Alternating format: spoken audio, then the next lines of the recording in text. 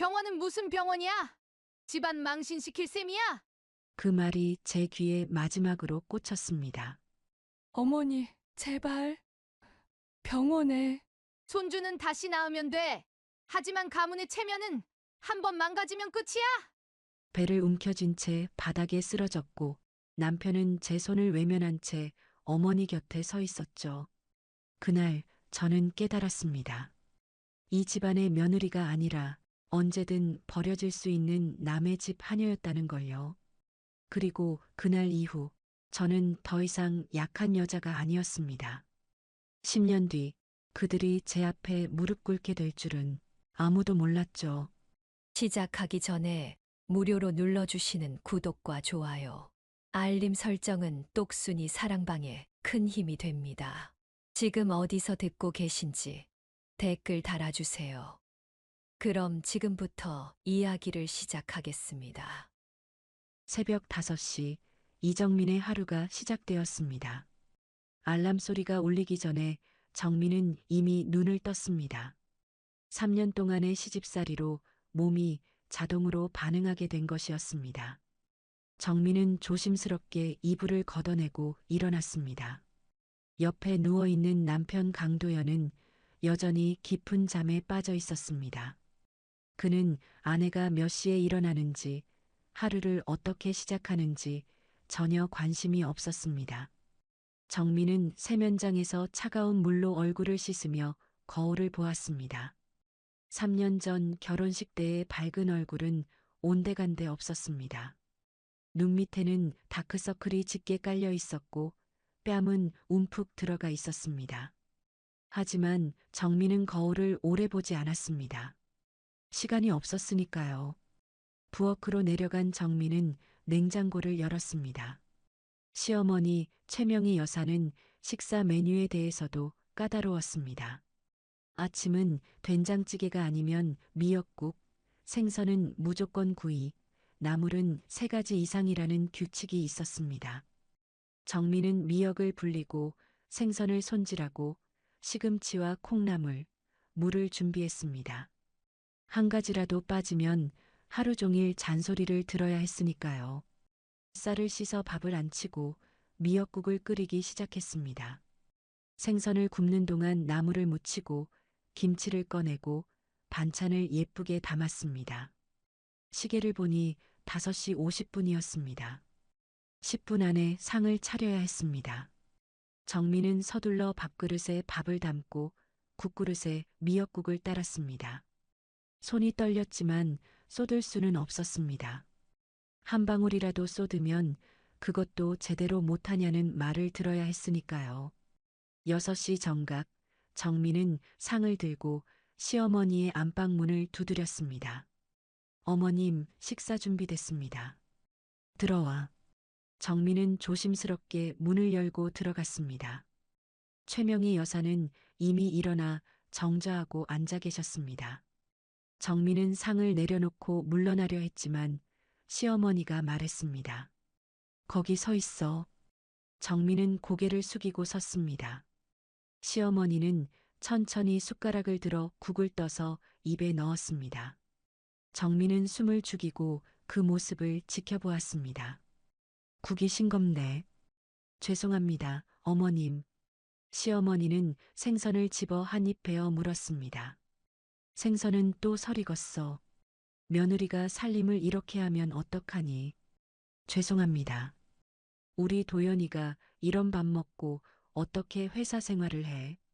아침부터 기운이 안 나겠어. 정민은 아무 말도 하지 못했습니다.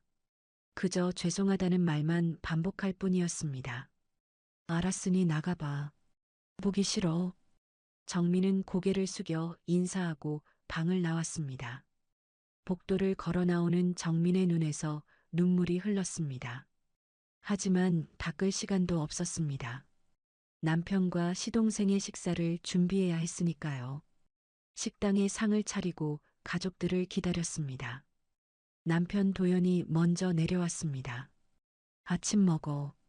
도연은 아내를 보지도 않고 자리에 앉았습니다. 정민은 그의 앞에 밥과 국을 놓았습니다. 도연은 무표정하게 밥을 먹었습니다. 맛있다는 말도 고맙다는 말도 없었습니다. 시동생 강지훈이 내려왔습니다. 아, 형수님. 저 오늘 회식 있어서 저녁 안 먹어요. 알았어. 지훈은 밥을 두어 숟가락 뜨더니 일어섰습니다. 저 먼저 갈게요. 밥맛 없어서. 그 말을 남기고 지훈은 현관으로 나갔습니다. 정민은 아직 채 먹지도 않은 밥그릇을 바라보았습니다. 가슴이 답답했지만 참아야 했습니다. 도연도 밥을 다 먹고 일어섰습니다. 나도 출근해야 돼. 조심히 다녀와요. 도연은 대답도 하지 않고 현관으로 나갔습니다. 정민은 혼자 남은 식탁을 정리하기 시작했습니다. 남은 음식을 치우고 그릇을 개수대에 쌓았습니다. 설거지를 하는데 시어머니가 부엌으로 들어왔습니다. 정민아. 네, 어머님. 오늘 점심은 뭐 할 거야? 삼겹살 구이하려고 준비했습니다. 삼겹살? 어제도 고기였잖아. 생각이 없니? 죄송합니다. 그럼 생선찜으로 하겠습니다. 생선찜도 어제 했어. 도대체 머릿속에 뭐가 들었어? 정민은 당황했습니다. 메뉴를 바꾸라고 해서 바꿨더니 그것도 안 된다는 것이었습니다.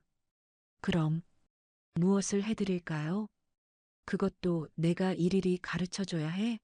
3년이나 시집살이 했는데 그것도 모르니? 시어머니는 한숨을 쉬며 부엌을 나갔습니다. 정민은 그 자리에 멍하니 서 있었습니다. 무엇을 해도 잘못이었습니다. 어떻게 해도 꾸중을 들어야 했습니다. 설거지를 마치고 정민은 거실을 청소했습니다. 진공 청소기를 돌리고 걸레질을 하고 창문을 닦았습니다. 점심 준비 시간이 되어 정민은 다시 부엌으로 향했습니다. 냉장고를 열어보니 재료가 부족했습니다. 정민은 시어머니에게 다가갔습니다. 어머님, 재료가 부족해서 마트에 다녀와도 될까요? 지금 점심 준비해야 하는데 금방 다녀올게요.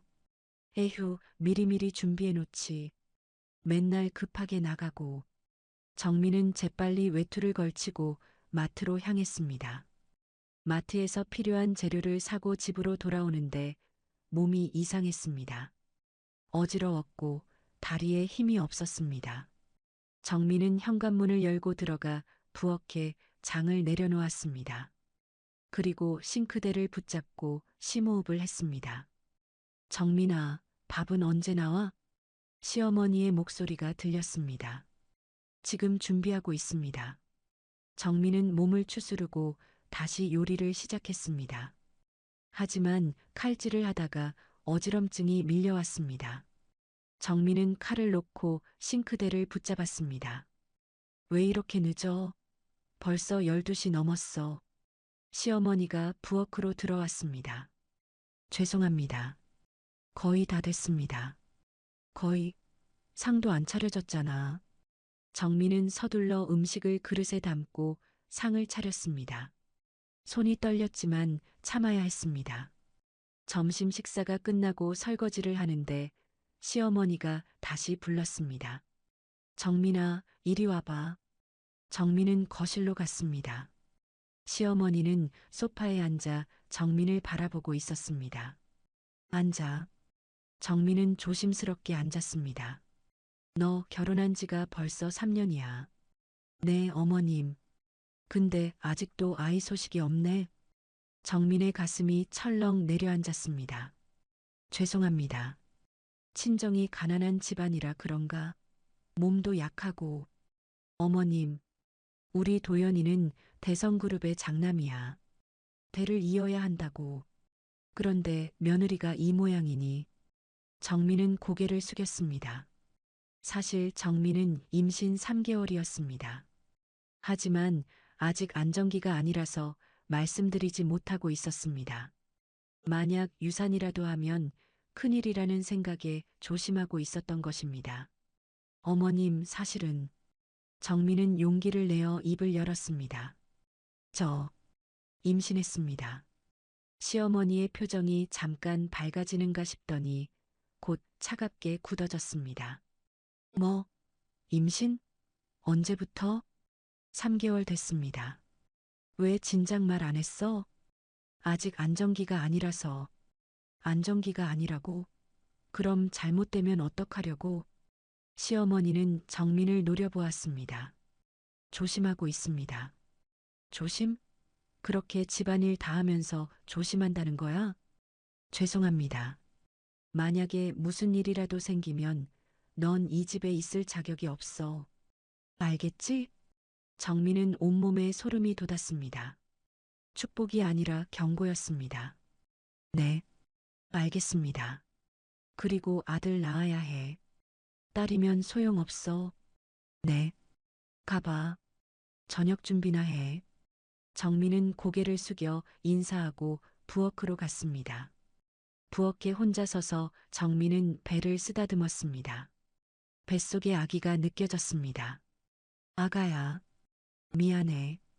엄마가 지켜줄게. 정민은 눈물을 닦고 다시 저녁 준비를 시작했습니다. 그날 저녁 도연이 늦게 들어왔습니다. 정민은 남편을 기다리며 거실에 앉아 있었습니다. 도연 씨, 왜? 할 말이 있어요. 뭔데? 우리 아기가 생겼어요. 도연은 잠시 놀란 표정을 지었습니다. 정말? 언제부터? 3개월 됐어요. 도연은 잠시 미소를 지었습니다. 하지만 그 미소는 금방 사라졌습니다. 어머니한테 말씀드렸어? 네, 오늘 말씀드렸어요. 뭐래? 조심하라고 하셨어요. 도연은 고개를 끄덕이며 방으로 들어갔습니다. 축하한다는 말도 고생했다는 말도 없었습니다.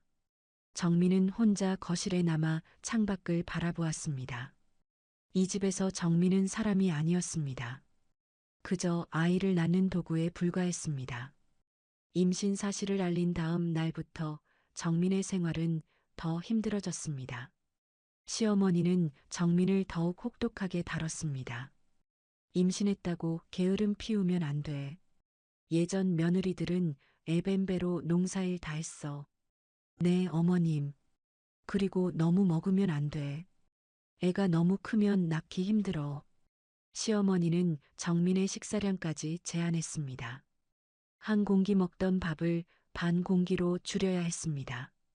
정민은 배가 고팠지만 참았습니다. 뱃속의 아기를 위해서라도 버텨야 했습니다. 며칠 후 정민은 집안일을 하다가 어지럼증을 느꼈습니다. 욕실을 청소하던 중 갑자기 눈앞이 깜깜해졌습니다. 정민은 변기를 붙잡고 겨우 버텼습니다. 심호흡을 하며 정신을 차렸습니다. 하지만 일어서려는 순간 다리에 힘이 풀렸습니다. 정민은 욕실 바닥에 주저앉았습니다. 정민아, 뭐 하는 거야? 시어머니의 목소리가 들렸습니다. 죄송합니다. 잠깐 어지러워서. 어지럽다고 일을 안 해? 일어나. 정민은 벽을 짚고 일어섰습니다. 온몸이 떨렸지만 참아야 했습니다. 그날 오후 정민은 무거운 빨래 바구니를 들고 옥상으로 올라갔습니다. 계단을 오르는데 숨이 차고 가슴이 답답했습니다. 빨래를 널다가 갑자기 배에서 날카로운 통증이 느껴졌습니다. 아, 정민은 배를 움켜쥐고 쪼그리고 앉았습니다. 통증이 점점 심해졌습니다. 정민은 빨래를 내버려 두고 서둘러 집 안으로 들어갔습니다. 방에 들어가 침대에 누웠습니다. 배를 쓰다듬으며 정민은 중얼거렸습니다. 아가야, 괜찮아. 엄마가 있어. 참아줘. 하지만 통증은 멈추지 않았습니다. 저녁 식사 시간이 되었습니다. 정민은 겨우 일어나 부엌으로 갔습니다. 손이 떨렸지만 식사를 준비했습니다. 국을 끓이고 반찬을 준비하고 상을 차렸습니다. 식탁에 상을 올리는 순간 정민은 현기증을 느꼈습니다. 손에서 힘이 빠지며 국그릇이 바닥에 떨어졌습니다. 쿵. 그릇이 깨지며 뜨거운 국물이 사방으로 튀었습니다. 아니, 이게 무슨 짓이야?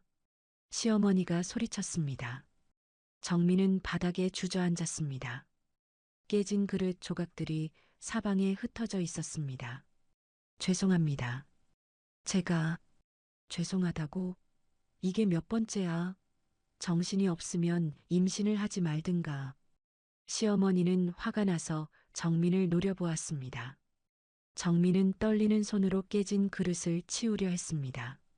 하지만 그 순간 손에서 따뜻한 액체가 흘러내리는 게 느껴졌습니다. 피였습니다. 유리 조각에 손이 베인 것이었습니다. 어머님, 피가. 시어머니는 피를 보고 인상을 찌푸렸습니다. 에휴, 더러워. 어서 치워. 정민은 고개를 숙이고 피를 닦기 시작했습니다. 그때 배에서 더 큰 통증이 밀려왔습니다. 정민은 배를 움켜쥐고 신음했습니다. 뭐야, 왜 그래? 배가 너무 아파요. 정민은 바지를 내려다보았습니다. 안쪽이 축축하게 젖어 있었습니다. 손을 내려다보니 피가 묻어 있었습니다. 어머님, 피가 나요. 시어머니의 얼굴이 창백해졌습니다. 뭐, 피? 병원에 가야 할 것 같아요. 안 돼. 시어머니는 단호하게 말했습니다. 왜요? 아기가 위험해요. 병원 가면 소문나. 우리 집안에서 임신한 며느리가 유산했다는 소문이 나면 어떡하니? 하지만 손주잖아요. 손주는 다시 낳으면 돼. 하지만 가문의 체면은 한 번 망가지면 끝이야. 하지만 도연아, 시어머니는 남편을 불렀습니다. 도연이 방에서 나왔습니다. 왜요, 어머니? 정민이를 별장으로 데려가. 별장이요? 응. 조용한 곳에서 쉬게 해. 여기서 소란 피우면 안 돼. 도연은 잠시 망설였습니다. 하지만 정민이 상태가 괜찮아.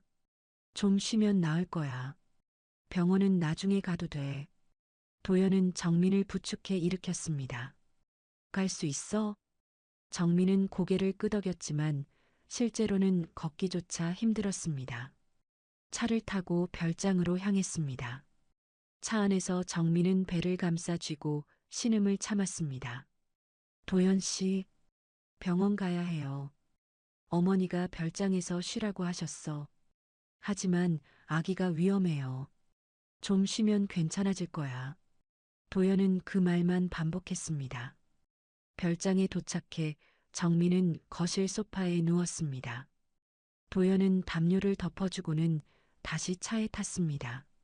나 회사 일 때문에 가봐야 해. 좀 쉬어. 혼자 두고 가는 거예요? 어머니가 나중에 오실 거야. 도연은 그 말을 남기고 떠났습니다. 정민은 혼자 별장에 남겨졌습니다. 밤이 깊어갔지만 아무도 오지 않았습니다. 통증은 점점 심해졌고 정민은 소파에서 바닥으로 미끄러져 내렸습니다. 정민은 휴대폰을 꺼내 도연에게 전화를 걸었습니다. 하지만 전화는 받지 않았습니다. 시어머니에게도 전화를 걸었습니다. 역시 받지 않았습니다. 정민은 혼자 바닥에 누워 고통을 견뎠습니다. 다음 날 아침 문이 열리는 소리가 들렸습니다.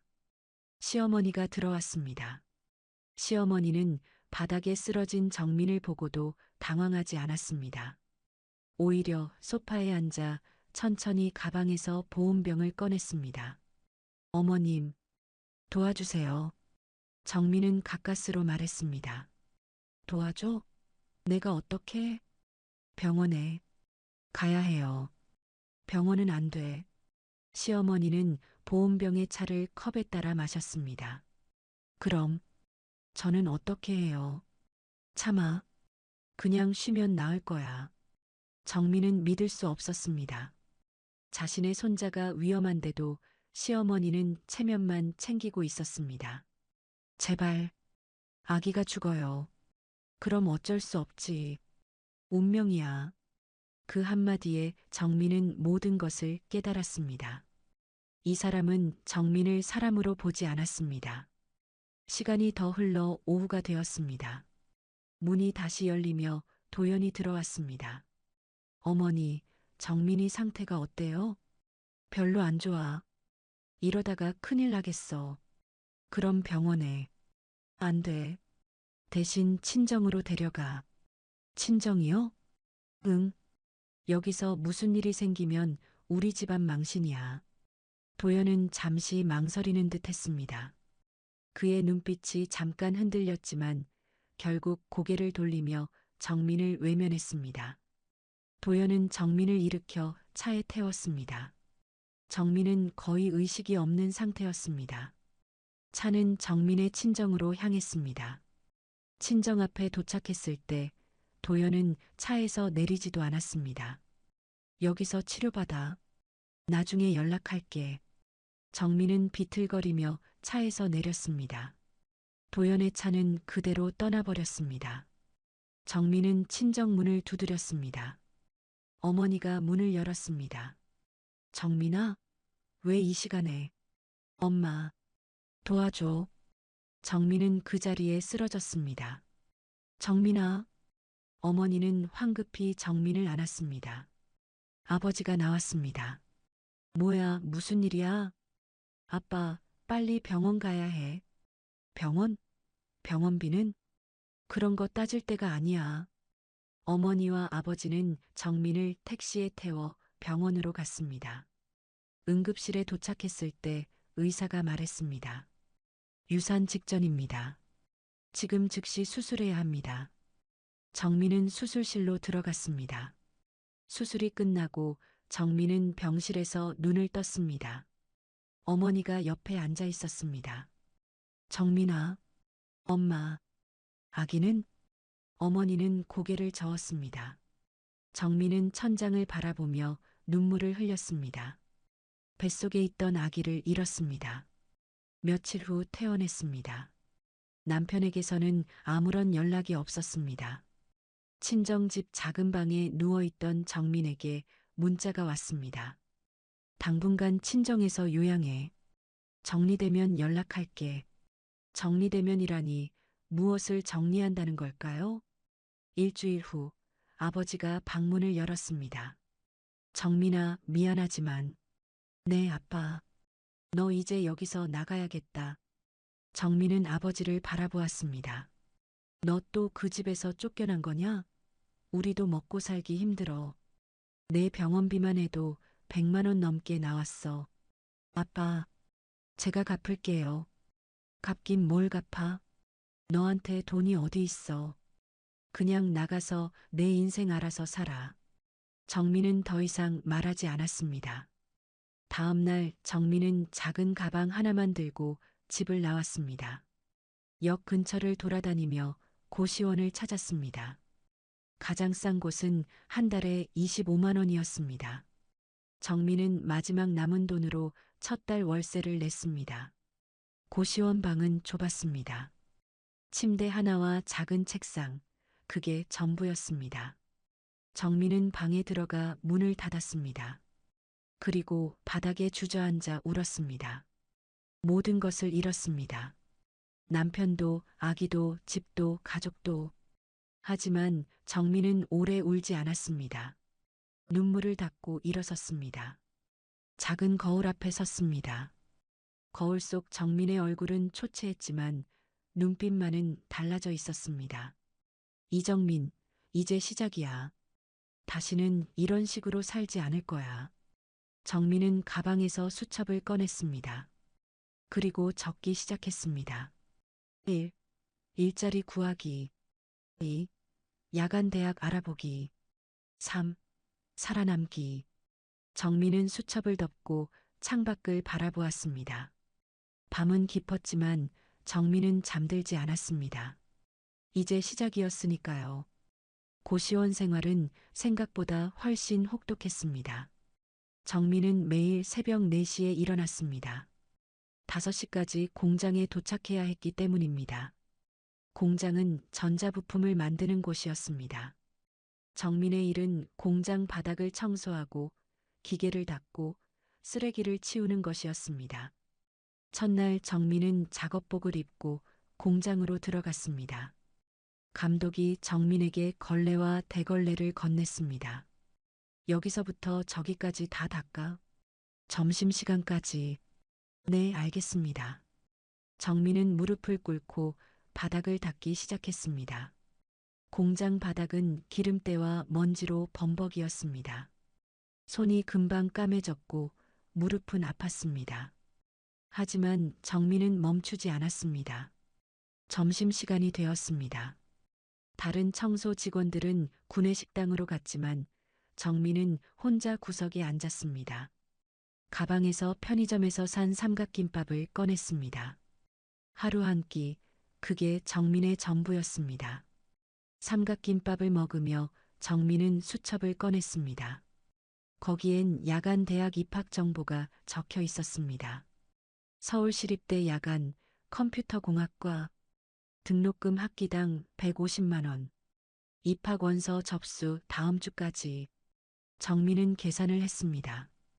공장 일로 한 달에 120만 원을 벌 수 있었습니다. 월세 25만 원을 빼면 95만 원이 남았습니다. 거기서 생활비를 빼면 한 달에 50만 원 정도 모을 수 있었습니다.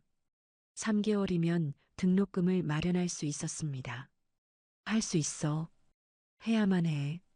정민은 수첩을 덮고 다시 일터로 갔습니다. 3개월이 지났습니다. 정민은 매일 같은 일과를 반복했습니다. 새벽 4시 기상, 5시 출근, 오후 2시 퇴근. 그리고 고시원으로 돌아와 잠깐 쉬고 저녁엔 도서관에 가서 입학시험 공부를 했습니다. 정민은 고등학교를 졸업한 후 바로 결혼했기 때문에 대학 공부가 낯설었습니다. 하지만 포기하지 않았습니다. 도서관에서 밤 10시까지 공부하고 고시원으로 돌아왔습니다. 샤워를 하고 침대에 누우면 자정이 넘었습니다. 4시간 자고 다시 일어나는 생활이 계속되었습니다. 몸은 힘들었지만 정민은 버텼습니다. 이 고통이 영원하지 않다는 걸 알았으니까요. 드디어 입학시험 날이 왔습니다. 정민은 시험장에 들어가 문제지를 받았습니다. 문제는 어려웠지만 정민은 최선을 다해 풀었습니다. 비워둔 문제가 없도록 모든 칸을 채웠습니다. 시험이 끝나고 정민은 시험장을 나왔습니다. 하늘을 올려다보며 깊게 숨을 들이마셨습니다. 잘했어, 이정민. 이제 결과만 기다리면 돼.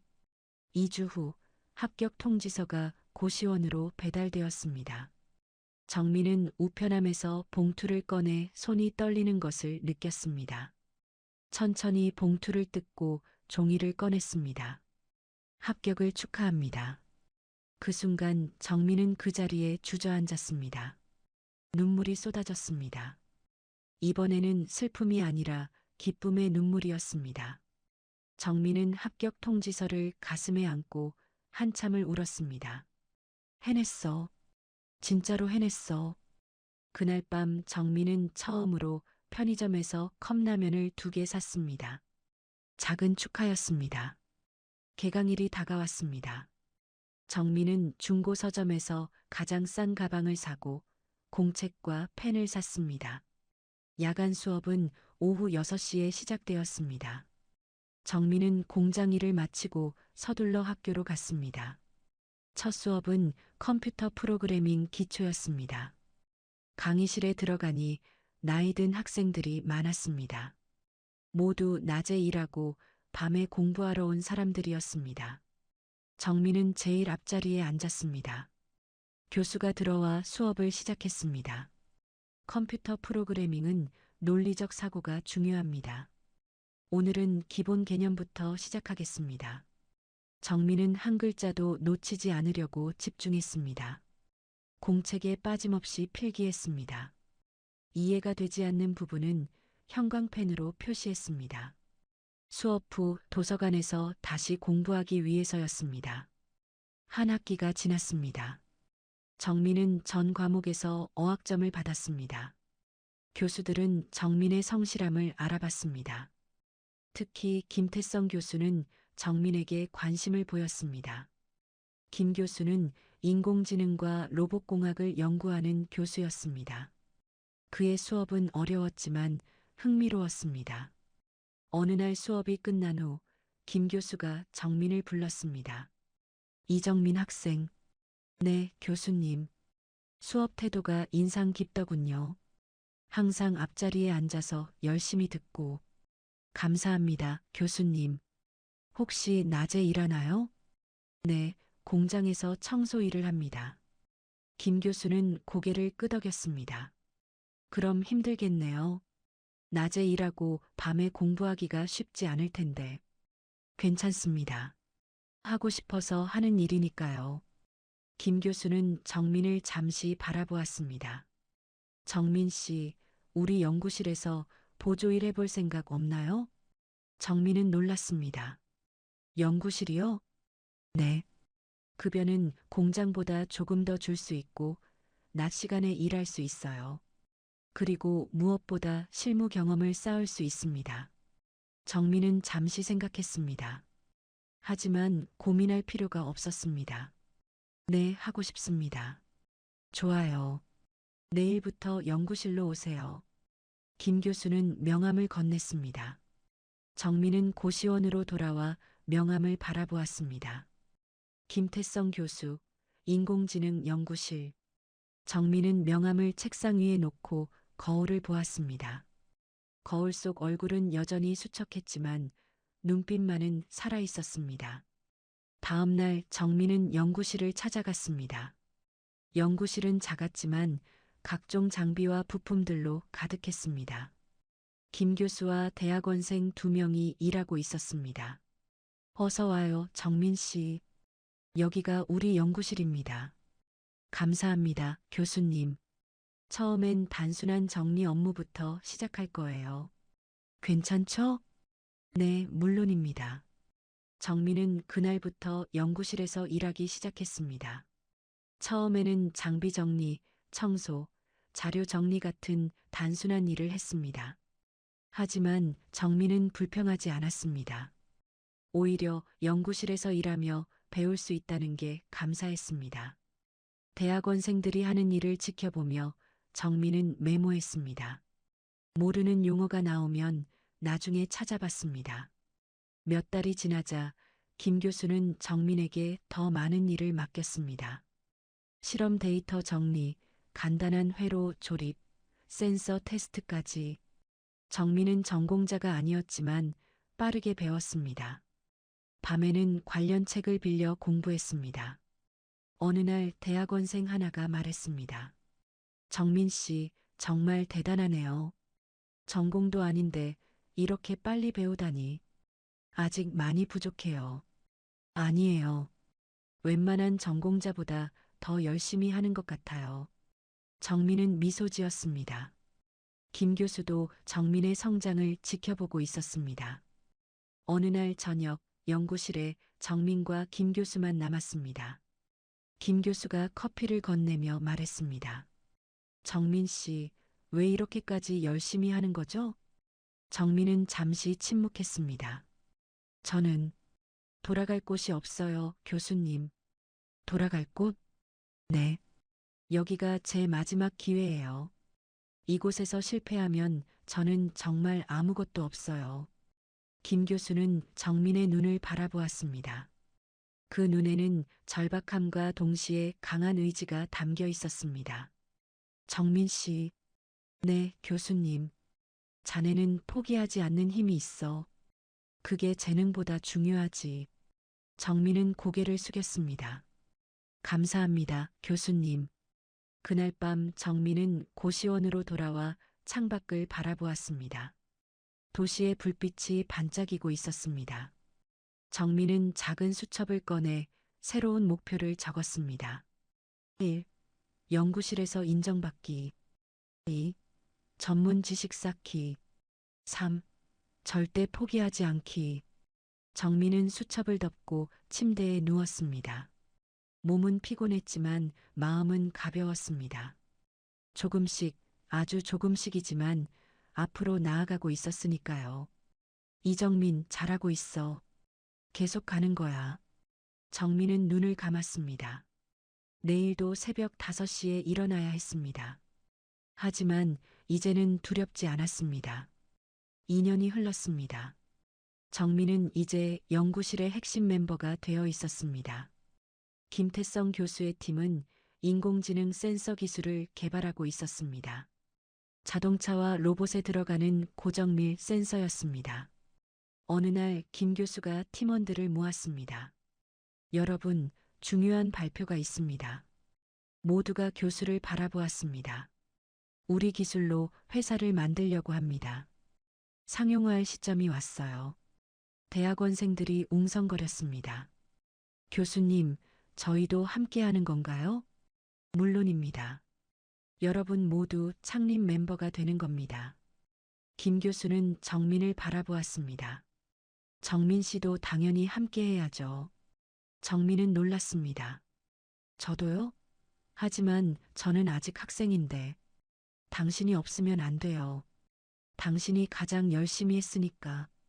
정민은 가슴이 뛰었습니다. 회사를 만든다니 상상도 못한 일이었습니다. 감사합니다, 교수님. 최선을 다하겠습니다. 그렇게 정인테크가 탄생했습니다. 작은 사무실 하나, 직원 5명으로 시작했습니다. 김태성 교수가 대표를 맡고 정민은 기술팀장이 되었습니다. 초기 자본금은 교수의 연구비와 정민이 모은 돈을 합쳐 5천만 원이었습니다. 적은 돈이었지만 시작하기엔 충분했습니다. 하지만 현실은 녹록지 않았습니다. 시제품 개발에만 6개월이 걸렸습니다. 그동안 돈은 계속 나갔지만 수입은 없었습니다. 김 교수는 투자 유치를 위해 여러 회사를 찾아다녔습니다. 하지만 번번이 거절당했습니다. 시장성이 불분명합니다. 팀 경험이 부족해 보입니다. 기술은 좋은데 사업성이 매번 같은 말들이었습니다. 사무실 분위기는 점점 어두워졌습니다. 대학원생 2명이 먼저 포기를 선언했습니다. 교수님, 죄송합니다. 저희는 다른 곳으로 가야 할 것 같습니다. 그래요. 이해합니다. 김 교수는 담담하게 받아들였습니다. 이제 남은 건 김 교수와 정민, 그리고 엔지니어 1명뿐이었습니다. 정민은 밤마다 사무실에 남아 일했습니다. 시제품을 개선하고 테스트하고 데이터를 분석했습니다. 어느 날 새벽 김 교수가 사무실로 들어왔습니다. 정민 씨, 아직도 일하고 있었어요? 네, 교수님. 이 부분만 마무리하려고요. 김 교수는 정민 옆에 앉았습니다. 미안해요. 당신을 이런 불확실한 곳으로 끌어들여서. 아니에요, 교수님. 제가 선택한 일이에요.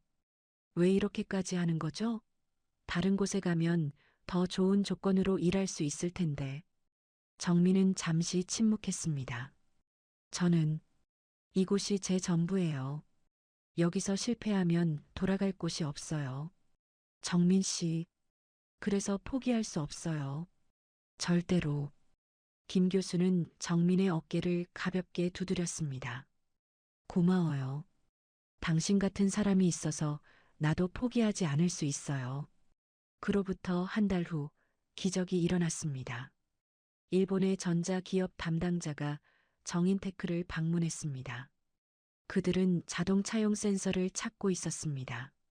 김 교수와 정민은 시제품을 시연했습니다. 정민의 손은 떨렸지만 차분하게 설명했습니다. 테스트가 끝난 후 담당자가 말했습니다. 이것이 우리가 찾던 기술입니다. 계약하고 싶습니다. 그 순간 정민은 믿을 수 없었습니다. 김 교수와 눈이 마주쳤고 둘 다 아무 말도 하지 못했습니다. 첫 수출 계약이 성사되었습니다. 3년간 10억 원 규모의 계약이었습니다. 계약서에 사인을 하는 날 정민은 눈물을 참아야 했습니다. 드디어 해냈어. 회사는 숨을 쉴 수 있게 되었습니다. 직원을 더 고용하고 사무실도 조금 넓은 곳으로 옮겼습니다.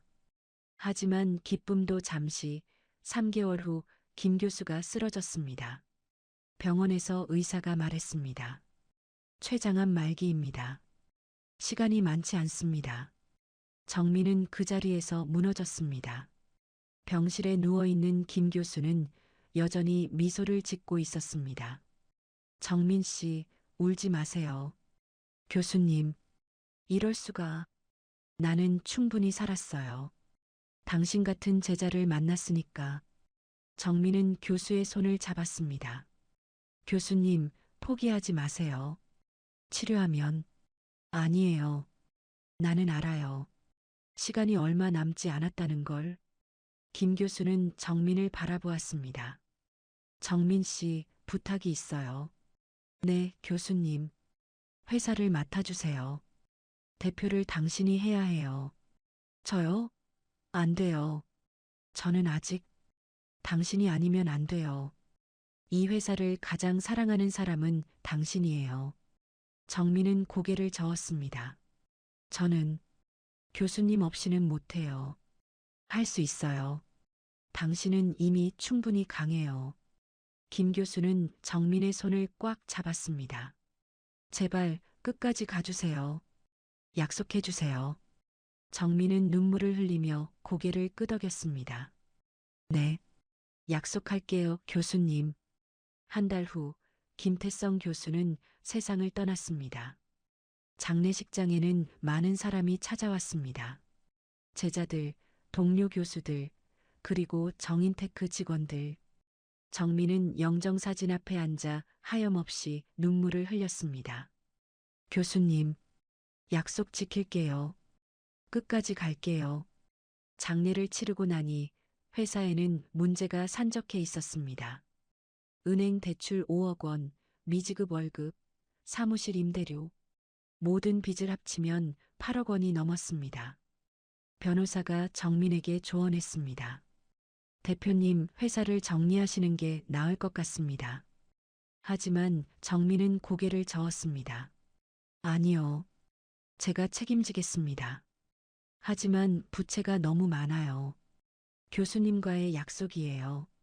포기할 수 없어요.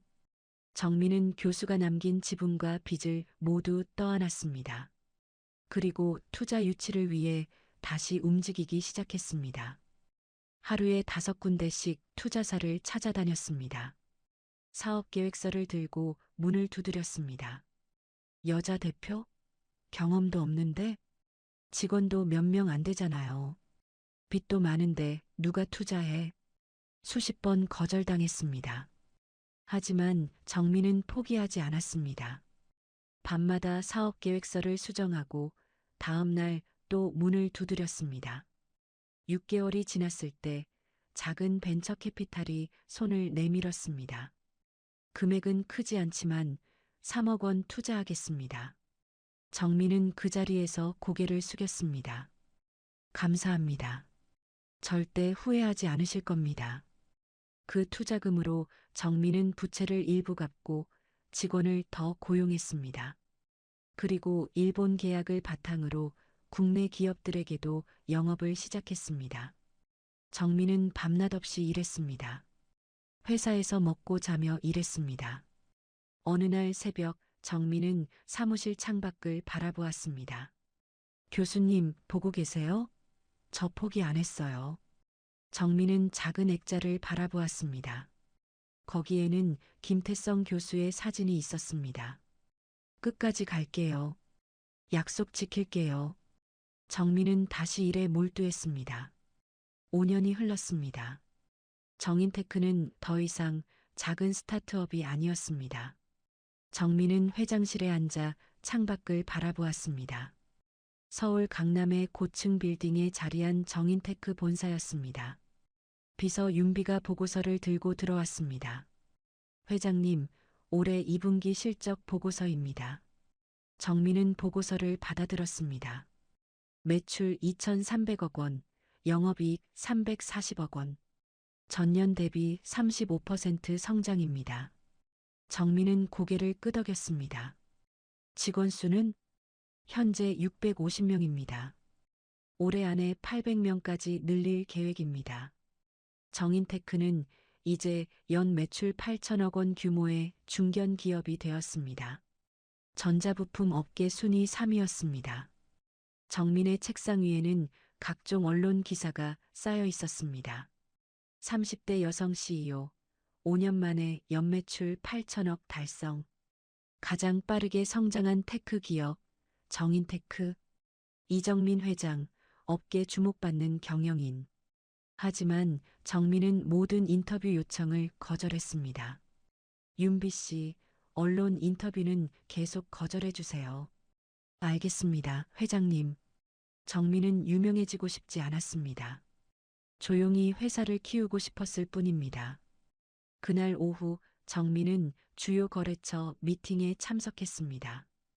독일의 자동차 부품 회사였습니다. 이 회장님, 우리는 귀사의 센서 기술에 큰 관심이 있습니다.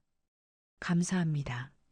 3년간 5천억 원 규모의 독점 공급 계약을 제안하고 싶습니다. 정민은 침착하게 대답했습니다. 검토해 보겠습니다. 회의가 끝나고 정민은 사무실로 돌아왔습니다. 윤비가 다가왔습니다. 회장님, 대단하세요. 독일 회사와 계약하면 우리 매출이 1조를 넘을 겁니다. 아직 계약은 안 했어요. 하지만 거의 확정이잖아요. 정민은 미소를 지었습니다. 그래도 끝까지 조심해야죠. 정민은 창밖을 바라보았습니다. 10년 전 고시원에 살던 자신이 떠올랐습니다. 많이 왔네. 밤늦게까지 일을 하고 정민은 집으로 돌아갔습니다. 강남의 고급 오피스텔이었습니다. 하지만 집안은 텅 비어 있었습니다. 가구도 최소한만 있었고 사람의 온기가 느껴지지 않았습니다. 정민은 소파에 앉아 맥주 한 캔을 땄습니다. 혼자 마시는 맥주는 쓸쓸했습니다. 텔레비전을 켰습니다. 경제 뉴스가 나왔습니다. 대성그룹이 경영난으로 구조조정에 들어갔습니다. 계열사 매각을 검토 중이며 정민의 손이 멈췄습니다. 대성그룹. 그 이름을 듣는 순간 10년 전의 기억이 떠올랐습니다. 시어머니 최명희의 차가운 눈빛, 남편 강도연의 무관심한 표정, 별장 바닥에 쓰러져 있던 자신의 모습. 정민은 리모컨으로 소리를 높였습니다. 대성그룹은 부동산 투자 실패와 계열사 부실로 5조 원 이상의 부채를 안고 있습니다. 외국계 펀드의 매각이 추진되고 있습니다. 정민은 뉴스를 끄고 창밖을 바라보았습니다. 복잡한 감정이 밀려왔습니다. 복수심이었을까요? 아니면 연민이었을까요? 정민은 고개를 저었습니다. 상관없어. 내 인생은 내가 사는 거야. 하지만 그날 밤 정민은 잠을 이루지 못했습니다. 다음 날 아침 정민은 투자팀 실장을 불렀습니다. 실장님. 네, 회장님. 대성그룹 관련 자료 준비해 주세요. 대성그룹이요? 혹시 인수 가능성을 검토하려고 합니다. 실장은 놀란 표정을 지었습니다. 하지만 회장님, 대성그룹은 부채가 엄청난데요. 위험하지 않을까요? 알아요. 하지만 자산 가치는 여전히 높습니다. 면밀히 검토해 보세요. 알겠습니다. 실장이 나가고 윤비가 조심스럽게 물었습니다. 회장님, 혹시 대성그룹과 개인적인 연관이 있으신가요? 정민은 잠시 침묵했습니다. 예전에 조금, 하지만 이건 사업적 판단이에요. 개인 감정은 없어요. 정민은 그렇게 말했지만 마음 한편에는 무언가 타오르고 있었습니다. 일주일 후 투자팀이 상세한 보고서를 가져왔습니다. 회장님, 대성그룹의 핵심 자산은 건물, 토지, 그리고 계열사입니다. 부채를 제외하면 실질 가치는 3조 원 정도로 평가됩니다. 인수 비용은 전체 인수에 약 2조 원이 필요합니다. 정민은 고개를 끄덕였습니다. 정인홀딩스를 설립하세요. 그리고 금융기관에 대출 협의를 시작하세요. 알겠습니다, 회장님. 임원들이 나가고 정민은 혼자 남았습니다. 정민은 서랍에서 오래된 사진 한 장을 꺼냈습니다. 10년 전 결혼식 사진이었습니다. 사진 속 정민은 웃고 있었습니다. 순진하고 행복해 보였습니다. 그때의 나는 죽었어. 이제 남은 건. 정민은 사진을 다시 서랍에 넣었습니다. 3개월 후 정인홀딩스는 대성그룹 인수를 공식 발표했습니다. 언론은 난리가 났습니다. 정인홀딩스, 대성그룹 인수, 10년 만에 복수급? 이정민 회장, 과거 대성그룹 며느리였다. 버림받은 며느리, 10년 후 시댁 인수. 기자들이 정민의 사무실 앞까지 몰려왔습니다. 하지만 정민은 단 한 번도 문을 열지 않았습니다. 대신 공식 보도자료만 배포했습니다. 정인홀딩스는 대성그룹의 모든 부채를 인수하고 경영권을 전면 개편할 예정입니다. 직원 고용은 보장됩니다.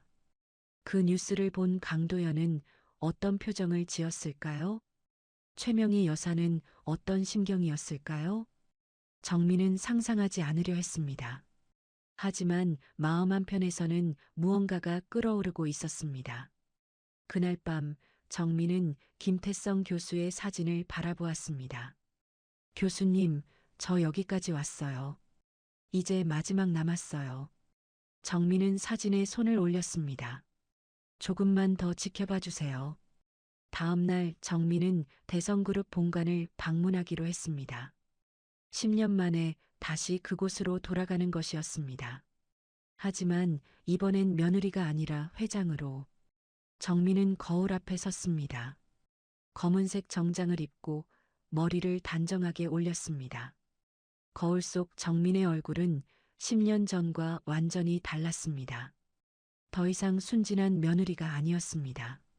냉정하고 강한 여성 경영인이었습니다. 이정민, 준비됐어. 이제 끝내는 거야. 정민은 사무실을 나섰습니다. 차가 대성그룹 본관을 향해 출발했습니다. 정민은 창밖을 바라보며 심호흡을 했습니다. 10년의 시간이 흘렀습니다. 버림받은 여자는 이제 그들의 운명을 쥐고 있었습니다. 하지만 정민의 마음 한편에는 묘한 공허함이 있었습니다. 이게 정말 내가 원했던 걸까? 그 질문에 답하기 전에 차는 이미 대성그룹 앞에 도착했습니다. 차가 대성그룹 본관 앞에 멈춰 섰습니다. 10년 만에 다시 온 이곳은 여전히 웅장했지만 이제는 정민의 것이었습니다. 운전기사가 문을 열어주었습니다. 정민은 천천히 차에서 내렸습니다. 경비원들이 고개를 숙였습니다. 회장님, 어서 오십시오. 정민은 고개를 끄덕이고 천천히 입구로 걸어 들어갔습니다. 로비는 한산했습니다. 직원들은 정민을 보며 수군거렸지만 아무도 말을 걸지 않았습니다. 정민은 엘리베이터를 타고 20층 회장실로 올라갔습니다. 엘리베이터 문이 열리고 복도를 걸었습니다. 10년 전 이 복도를 걸을 때 정민은 머리를 숙이고 다녔습니다. 시어머니의 눈치를 보며 항상 조심스럽게 걸었습니다. 하지만 지금은 달랐습니다. 정민은 고개를 들고 당당하게 걸었습니다. 회장실 문을 열자 회의 테이블에 세 사람이 앉아 있었습니다. 강도연, 최명희, 그리고 강지훈이었습니다. 정민은 감정 없는 표정으로 그들을 바라보았습니다. 10년이 흘렀지만 그들은 여전히 똑같았습니다. 아니, 늙고 초라해져 있었습니다. 최명희는 휠체어에 앉아 있었습니다. 한때 위험 있던 모습은 온데간데 없었습니다. 강도연은 머리에 흰머리가 섞여 있었고 얼굴은 수척해져 있었습니다. 정민은 테이블 맞은편에 앉았습니다. 가장 먼저 침묵을 깬 것은 최명희였습니다. 정민아. 정민은 차갑게 끊었습니다. 이정민 회장이라고 불러주세요. 최명희의 얼굴이 창백해졌습니다. 정민은 서류 가방을 열고 두꺼운 문서를 꺼냈습니다. 테이블 위에 놓았습니다. 대성그룹 인수 후 구조조정 계획서입니다. 강도연이 떨리는 손으로 서류를 집어들었습니다. 몇 장을 넘기더니 그의 얼굴이 새하얘졌습니다. 이건 경영진 전원 교체? 네, 그렇습니다. 정민의 목소리는 냉정했습니다. 부채는 전액 정리하고 경영 시스템은 전면 개편합니다. 기존 경영진은 모두 퇴진하셔야 합니다. 강지훈이 벌떡 일어나며 소리쳤습니다. 이게 무슨 짓이야? 우리 가족 회사를 이렇게 빼앗겠다고? 정민은 지훈을 차갑게 바라보았습니다. 빼앗는 게 아닙니다. 인수한 겁니다. 합법적으로요. 이건 복수잖아. 10년 전 일 때문에.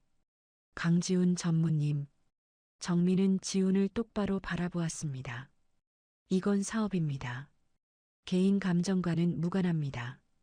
지훈은 할 말을 잃은 듯 주저앉았습니다. 강도연이 조심스럽게 입을 열었습니다. 정민아. 아니, 회장님. 직원들만은 살려주세요. 2만 명의 생계가 걸려 있습니다. 정민은 도연을 똑바로 바라보았습니다. 한때 사랑했던 그 사람, 자신을 버렸던 그 사람이었습니다. 직원들은 보호합니다. 정인그룹 소속으로 전환되고 고용은 보장됩니다. 도연의 눈에 안도감이 스쳤습니다. 감사합니다. 하지만 경영진은 예외입니다. 정민의 목소리는 여전히 차갑고 단호했습니다. 최명희가 떨리는 목소리로 말했습니다. 정민아, 그땐 내가 잘못했어. 미안해. 정민은 여사를 바라보았습니다. 10년 전 자신을 집안 망신이라며 내쫓았던 그 사람이 지금 사과를 하고 있었습니다. 하지만 정민의 마음은 움직이지 않았습니다. 사과는 받지 않겠습니다. 정민은 자리에서 일어났습니다. 내일부터 정인그룹 인수인계팀이 투입됩니다. 협조해 주시기 바랍니다. 정민은 뒤도 돌아보지 않고 회의실을 나왔습니다. 복도를 걸으며 정민의 심장이 빠르게 뛰는 게 느껴졌습니다. 승리의 쾌감이 밀려올 줄 알았습니다.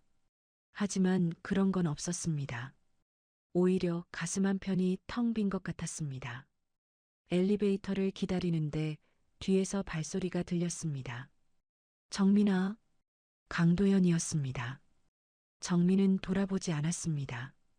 정민아, 한 번만 이야기하자. 도연의 목소리가 떨렸습니다.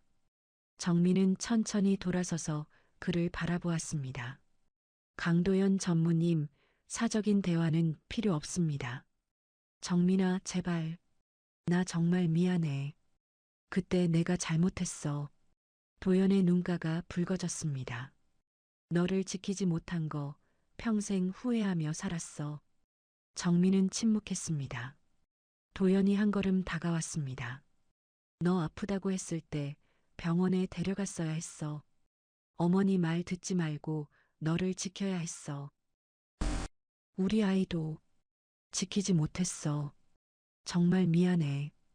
도연의 목소리가 떨렸습니다. 정민은 그를 바라보았습니다.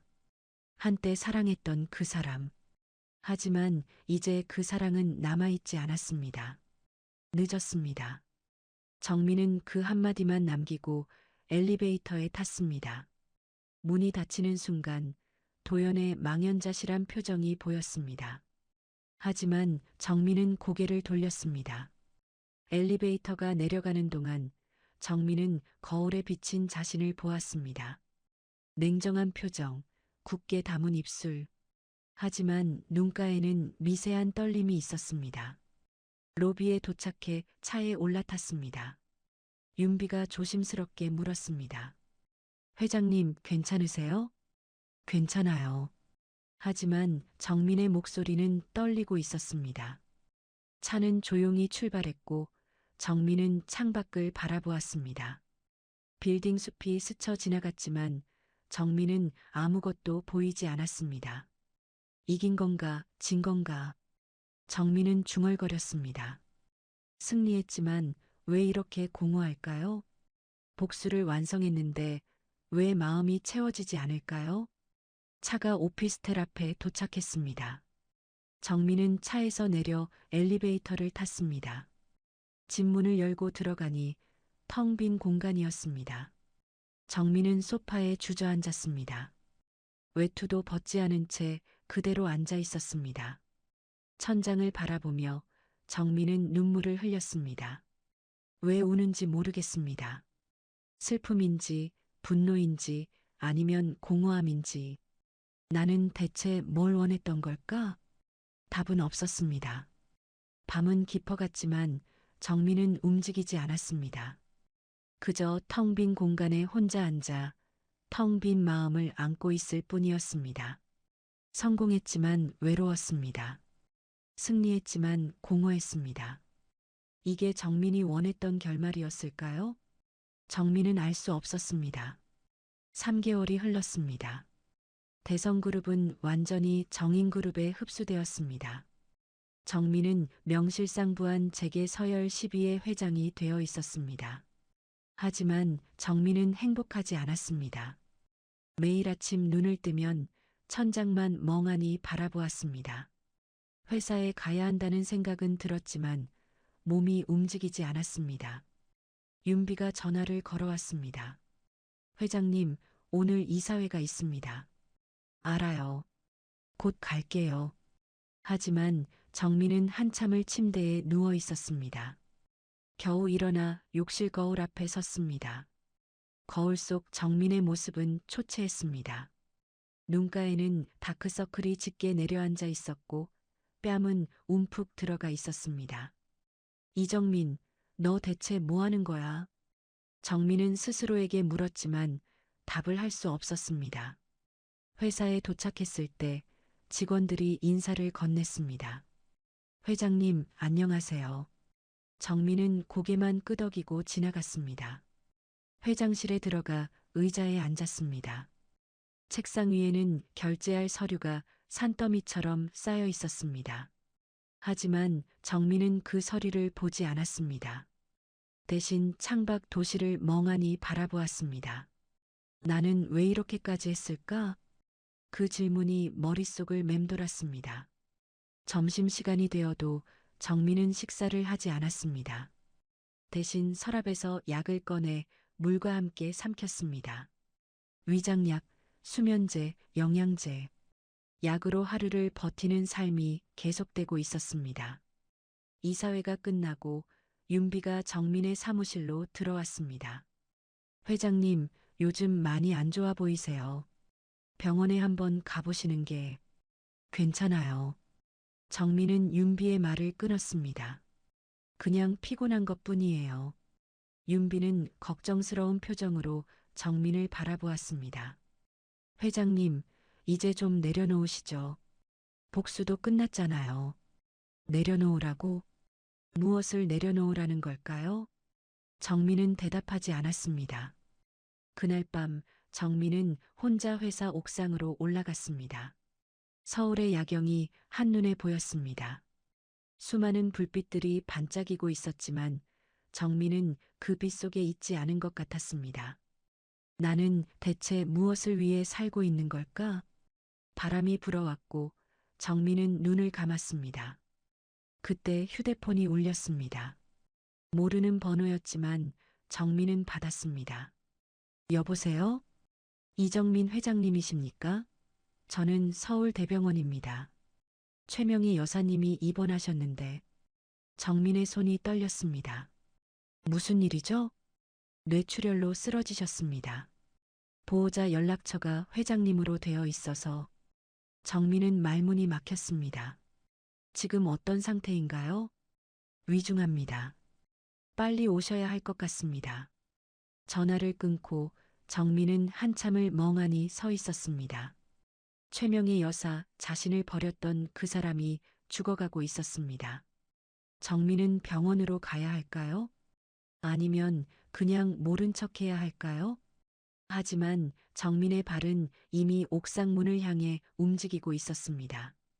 병원에 도착했을 때 중환자실 앞에는 강도현과 지훈이 있었습니다. 그들은 정민을 보고 놀란 표정을 지었습니다. 정민아. 도연이 다가왔지만 정민은 그를 지나쳐 의사에게 다가갔습니다. 환자 상태가 어떻습니까? 의식은 없지만 생명은 유지되고 있습니다. 다만 의사는 말끝을 흐렸습니다. 시간이 얼마 남지 않았습니다. 정민은 고개를 끄덕이고 중환자실 창문을 통해 최명희를 바라보았습니다. 산소호흡기를 끼고 누워있는 그 모습은 너무도 초라했습니다. 정민은 조용히 말했습니다. 입원비와 치료비는 제가 부담하겠습니다. 정민아. 도연이 말했지만 정민은 듣지 않았습니다. 익명으로 처리해 주세요. 정민은 그 말만 남기고 병원을 나오려 했습니다. 하지만 발이 움직이지 않았습니다. 정민은 다시 중환자실 앞으로 돌아갔습니다. 간호사에게 물었습니다. 잠깐 들어가 봐도 될까요? 네, 가족이시니까요. 정민은 중환자실 문을 열고 들어갔습니다. 침대에 누워있는 최명희는 눈을 감고 있었습니다. 정민은 천천히 다가가 침대 옆에 섰습니다. 최명희의 손은 주름투성이었고 차가웠습니다. 정민은 그 손을 조심스럽게 잡았습니다. 그 순간 최명희가 천천히 눈을 떴습니다. 정민을 보자 최명희의 눈에서 눈물이 흘러내렸습니다. 정민아. 최명희의 목소리는 너무 작았습니다. 미안해. 정말 미안해. 정민은 아무 말도 하지 않았습니다. 그저 최명희의 손을 꽉 잡고 있었습니다. 너를 제대로 보지 못했어. 최명희는 숨을 헐떡이며 말을 이어갔습니다. 용서해줘. 제발. 정민의 눈에서 눈물이 흘러내렸습니다. 어머님. 정민의 목소리도 떨렸습니다. 그때 정말 힘들었어요. 알아. 내가 너무 잔인했어. 최명희는 정민의 손을 쓰다듬었습니다. 넌 좋은 며느리였어. 내가 너무 어리석었어. 정민은 더 이상 참을 수 없었습니다. 눈물이 쏟아졌습니다. 10년 동안 쌓였던 감정이 터져 나왔습니다. 저도 어머님을 이해하지 못했어요. 아니야. 내 잘못이 아니야. 최명희는 희미하게 미소 지었습니다. 고마워. 정민아. 와줘서. 그 말을 끝으로 최명희는 천천히 눈을 감았습니다. 심전도 소리가 길게 울렸습니다. 어머님. 정민은 최명희의 손을 놓지 않았습니다. 의료진이 급히 들어왔지만 이미 늦었습니다. 최명희 여사는 그렇게 세상을 떠났습니다. 며칠 후 최명희의 장례식이 조용히 치러졌습니다. 정민은 검은 옷을 입고 조문객들을 맞았습니다. 사람들은 놀란 표정으로 정민을 바라보았습니다. 상주는 강도영과 지훈이었지만 정민은 옆에서 함께 절을 받았습니다. 장례식이 끝나고 영정사진 앞에 정민만 남았습니다. 정민은 하얀 국화 한 송이를 최명희의 사진 앞에 놓았습니다. 어머님, 편히 가세요. 정민은 고개를 숙여 절을 했습니다. 이제 저도 놓아드릴게요. 그 순간 정민의 마음속에 쌓여있던 무거운 짐이 내려가는 게 느껴졌습니다. 밖으로 나오니 강도연이 서 있었습니다. 정민아, 고마워. 어머니를 용서해줘서. 정민은 도연을 바라보았습니다. 저도 용서받고 싶었어요. 뭘? 저도 미워했어요. 어머님을, 도연 씨를. 그 미움이 저를 여기까지 데려왔어요. 정민은 조용히 말했습니다. 하지만 이제 알았어요. 미움으로는 행복해질 수 없다는 걸. 도연은 정민을 바라보았습니다. 정민아, 우리. 하지만 정민은 고개를 저었습니다. 도연 씨, 이제 각자의 길을 가요. 정민아, 저는 이제 과거에 얽매이지 않을 거예요. 도연 씨도 그러세요. 정민은 그 말을 끝으로 돌아섰습니다. 뒤돌아보지 않았습니다. 이제 정말로 끝이었습니다. 차에 타자 윤비가 조심스럽게 물었습니다. 회장님, 괜찮으세요? 네, 괜찮아요. 정민은 진심으로 대답했습니다. 이제 정말 괜찮아요.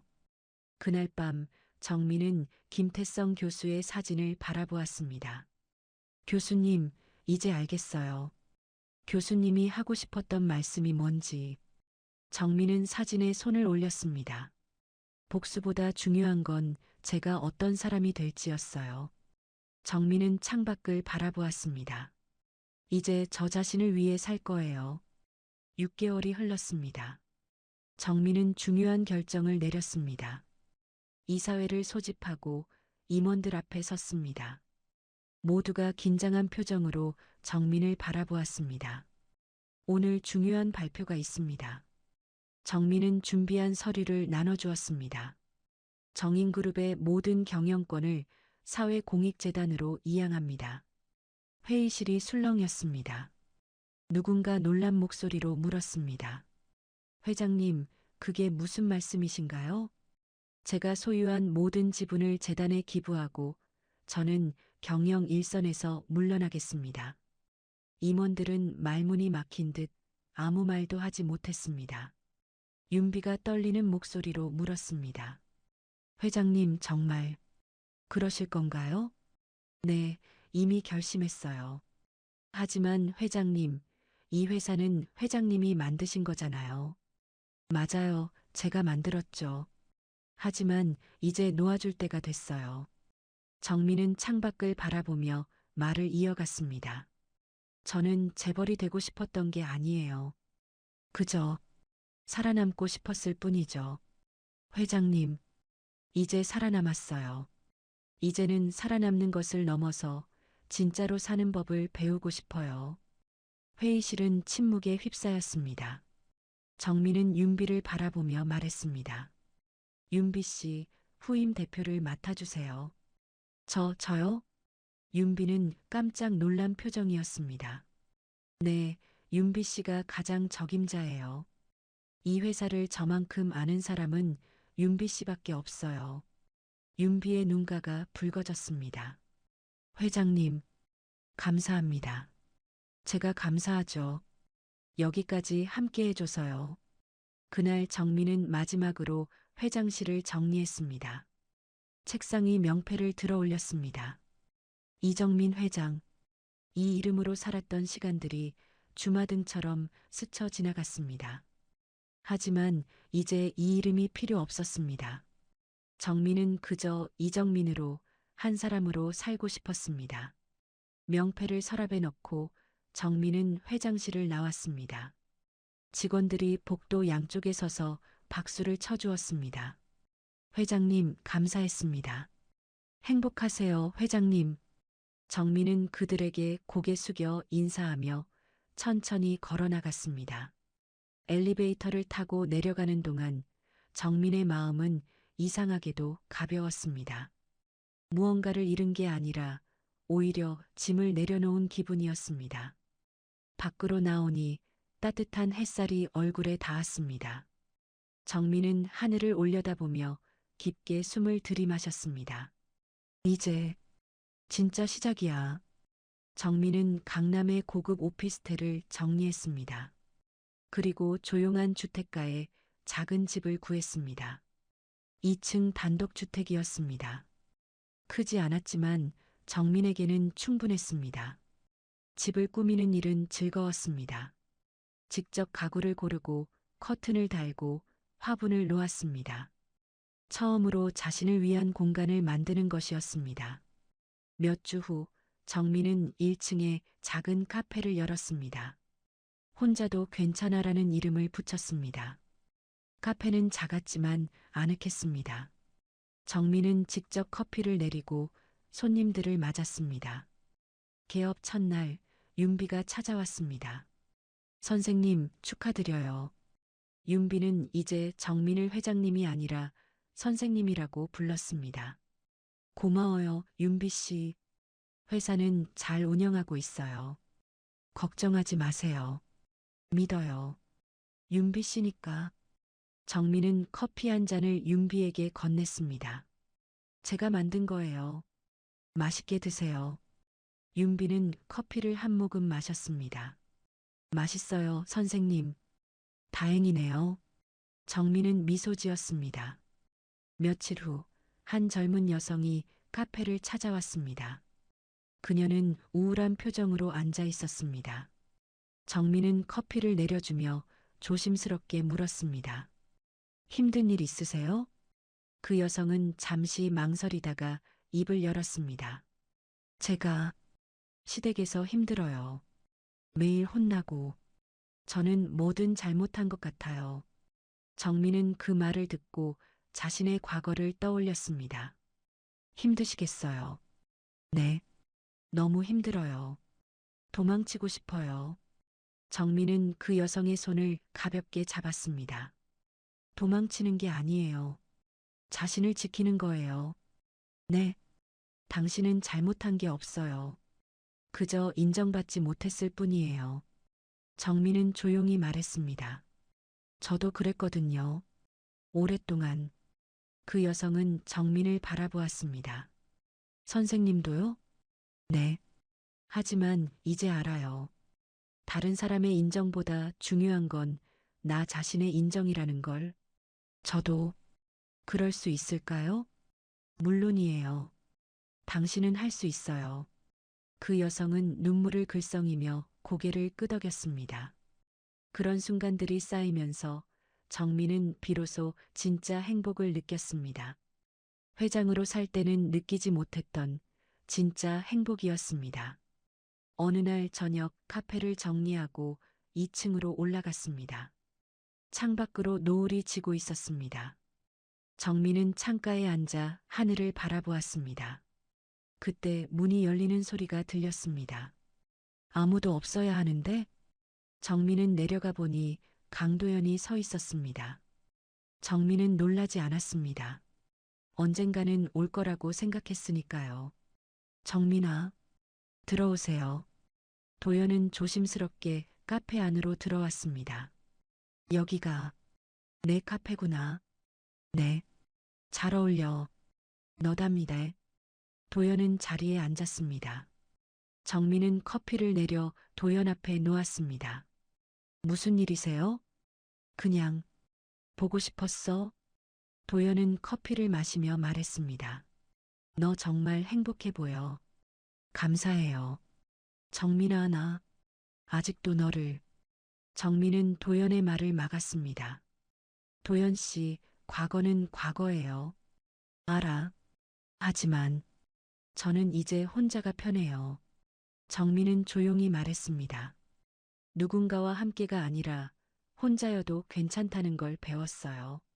도연은 고개를 끄덕였습니다. 그래, 내가 행복하다면 됐어. 도연은 일어서며 손을 내밀었습니다. 잘 지내, 정민아. 정민은 그의 손을 잡았습니다. 도연 씨도요. 도연이 떠나고 정민은 다시 창밖을 바라보았습니다. 노을은 더 붉게 타오르고 있었습니다. 정민은 김태성 교수의 사진을 바라보았습니다. 교수님, 보고 계세요? 저 이제 진짜로 자유로워요. 정민은 사진에 손을 올렸습니다. 이제 아무것도 두렵지 않아요. 밤이 되자 정민은 옥상으로 올라갔습니다. 별이 총총히 빛나고 있었습니다. 정민은 하늘을 올려다보며 작게 웃었습니다. 이정민, 잘했어. 정말 잘했어. 바람이 불어왔고 마치 교수님이 대답하는 것 같았습니다. 정민은 눈을 감고 깊게 숨을 들이마셨습니다. 이제 정민은 누구에게도 버림받지 않을 것입니다. 왜냐하면 정민이 정민 자신을 지킬 수 있으니까요. 그리고 무엇보다 정민은 혼자여도 괜찮았습니다. 혼자라는 것이 외로움이 아니라 자유라는 것을 알았으니까요. 정민은 다시 계단을 내려가 집 안으로 들어갔습니다. 거울 앞에 섰습니다. 거울 속 정민은 웃고 있었습니다. 진짜 웃음이었습니다. 이제 시작이야. 나만의 인생. 정민은 불을 끄고 침대에 누웠습니다. 내일은 또 새로운 하루가 올 것입니다. 하지만 이제는 두렵지 않았습니다.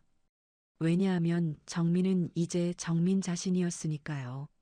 그게 바로 정민의 진짜 승리였습니다. 다음에도 더욱 감동적이고 따뜻한 이야기로 찾아뵙겠습니다. 구독과 좋아요 부탁드려요. 지금까지 똑순이 사랑방이었습니다. 감사합니다.